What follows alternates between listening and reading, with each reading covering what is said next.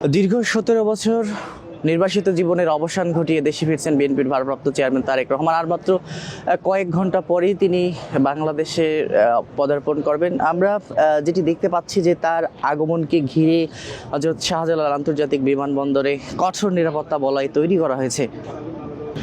সকাল থেকে রাজধানী ঢাকায় আমরা দেখতে পাচ্ছি বিশেষ করে তারেক রহমানকে 300 ফিটে যেখানে গণসংবর্ধনা দেওয়া হবে, সেখানে ভোরের আলো ফোটার আগেই বিএনপির হাজার হাজার নেতাকর্মী তারা কিন্তু সেখানে আসতে শুরু করেছেন এবং ভোরের আলো ফোটার আগেই আমরা দেখি যে 300 ফিট যেখানে তাকে গণসংবর্ধনা দেওয়া হবে সেই জায়গাটি কিন্তু কানায় কানায় পরিপূর্ণ হতে শুরু করে।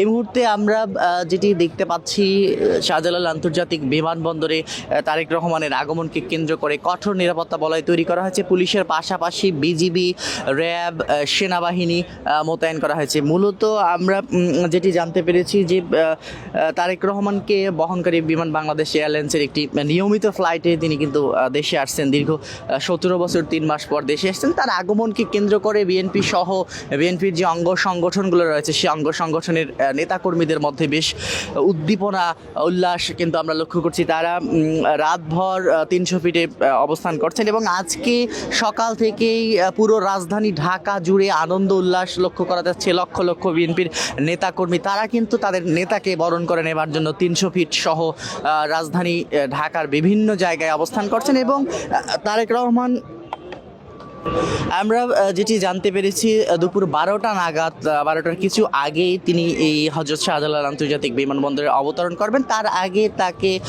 বহনকারী বিমানটি সিলেটের বিমানবন্দরে অবতরণ করবে। সেখানে যাত্রা বিরতি দিয়ে আবারও ঢাকা হযরত শাহজালাল আন্তর্জাতিক বিমানবন্দরের উদ্দেশ্যে ফ্লাইটটি আসবে এবং তারপরেই এখান থেকে সরাসরি আমরা যেটি জানতে পেরেছি শাহজালাল আন্তর্জাতিক বিমানবন্দর থেকে সরাসরি নেমে তারেক রহমান এখান থেকে কিন্তু তিনি 300 ফিটে যাবেন এবং সেখানে তাকে একটি গণসংবর্ধনা দেওয়া হবে সংক্ষিপ্ত। সেখানে বক্তব্য রেখে সরাসরি তিনি তার মাকে রাজধানীর এভার কেয়ার হাসপাতালে বেগম খালেদা জিয়া যেখানে ভর্তি রয়েছেন সে এভার কেয়ার হাসপাতালে কিন্তু বেগম খালেদা জিয়াকে দেখতে যাবেন তারেক রহমান।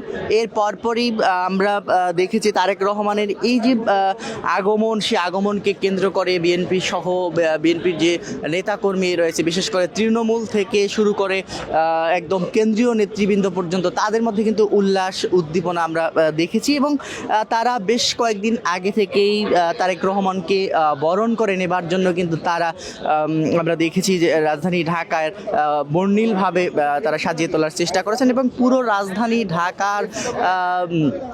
ঢাকায় বিলবোর্ড থেকে শুরু করে পোস্টার, ব্যানার সবভাবেই বর্ণিলভাবে কিন্তু তারা সাজিয়ে তোলার চেষ্টা করেছেন তারেক রহমানকে বরণ করে নেওয়ার জন্য। এই মুহূর্তে দেখাচ্ছিলাম বিমানবন্দরের এই যে ভিআইপি লাউঞ্জ, এই ভিআইপি গেট দিয়ে কিন্তু তারেক রহমান তিনি বের হবেন এবং এখান থেকেই মূলত এখান থেকে সরাসরি তিনি 300 ফিটে যাবেন এবং সেখানে তাকে যে সংবর্ধনা দেওয়া হবে সেই সংবর্ধনায় তিনি সংবর্ধনায় অংশ নেবেন। তার পরপরই সেখান থেকে তাকে তিনি সরাসরি এভার কেয়ার হাসপাতালে তার মাকে দেখতে যাবেন এমনটি কিন্তু আমরা জানতে পেরেছি। সব মিলিয়ে এখন পর্যন্ত আমরা যেটি দেখতে পাচ্ছি হযরত শাহজালাল আন্তর্জাতিক বিমানবন্দরের নিরাপত্তার চাদরে কিন্তু ঢেকে ফেলা হয়েছে। পুরো বিমানবন্দর জুড়ে নিরাপত্তার চাদরে ঢেকে ফেলা হয়েছে। এর পাশাপাশি সিলেটের যে বিমানবন্দরে তিনি সংক্ষিপ্ত যাত্রা বিরতি যেখানে হবে সেখানে যাত্রা বিরতি হলেও